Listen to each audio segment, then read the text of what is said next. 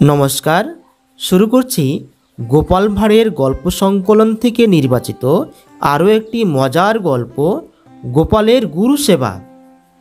নানা শিষ্যবাড়ি ঘুরতে ঘুরতে একদিন গুরুদেব গোপালের বাড়িতে এসে হাজির হলেন। এই গুরুদেব গোপালকে ইষ্টমন্ত্রে দীক্ষা দিয়েছিলেন। তার ইচ্ছা গোপালের কাছে বেশ কয়েকদিন কাটিয়ে যাবেন। গুরুদেবের সঙ্গে ছিল একটা টাকার থলি, তাতে ছিল পুরো 1000 টাকা। সেই টাকার থলিটি গুরুদেব গোপালের জিম্মায় রেখে দিলেন। বললেন, বাবা গোপাল, এই থলিতে আছে 1000 টাকা, এটা তোমার কাছে রেখে দাও, যাওয়ার সময় ফেরত নেব। শিষ্যবাড়িতে গুরুদেব এলে সকলেই সেবা যত্ন করে। গোপাল ও গোপালের স্ত্রী সাধ্যমতো সেবা করতে লাগলেন। জলযোগ, মধ্যাহ্ন ভোজন এবং নৈশ ভোজন যথারীতি চলতে থাকল। উপাদেয় খাদ্য পেয়ে এবং পরিপাটি শয্যাতে শুয়ে বেশ ভালোভাবে দিন কাটছিল গুরুদেবের।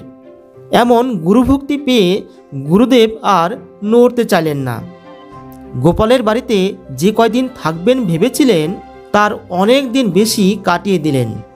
গুরুদেব যেদিন চলে যাচ্ছেন সেদিন গোপাল ভক্তি ভরে ভূমিতে শুয়ে গুরুদেবকে প্রণাম করলেন। গুরুদেব গোপালের মাথায় হাত দিয়ে সর্বান্তকরণে আশীর্বাদ করলেন।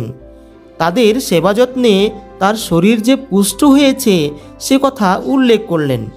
গদগদ হয়ে বললেন, দেবজিতে ও দীক্ষাদাতা গুরুদেবের প্রতি এমন সেবার মতিগতি অক্ষুণ্ণ থাকুক।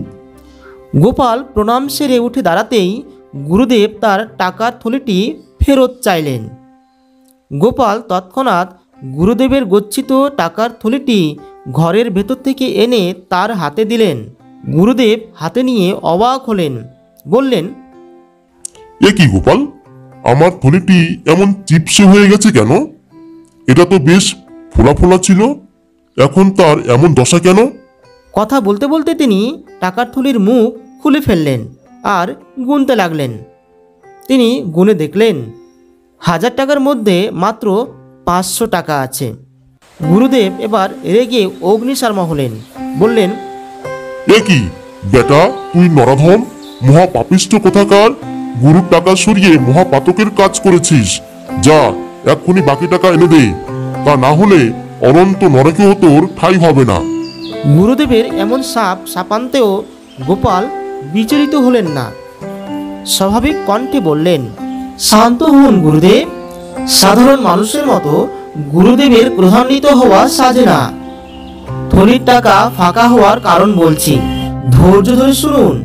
তিনি কোনো কথাই শুনতে নারাজ, হুঙ্কার দিয়ে বললেন, ভালো চাস তো 500 টাকা ফেরত দে। গোপাল বললেন, অহেতুক রাগ করছেন কেন? আপনার ভালো মন্দ সেবায় এই কটা দিনের সেই টাকাই তো ব্যয় হয়েছে। আমি আপনার থলি থেকে 1 পয়সাও সরাইনি। ধন্যবাদ।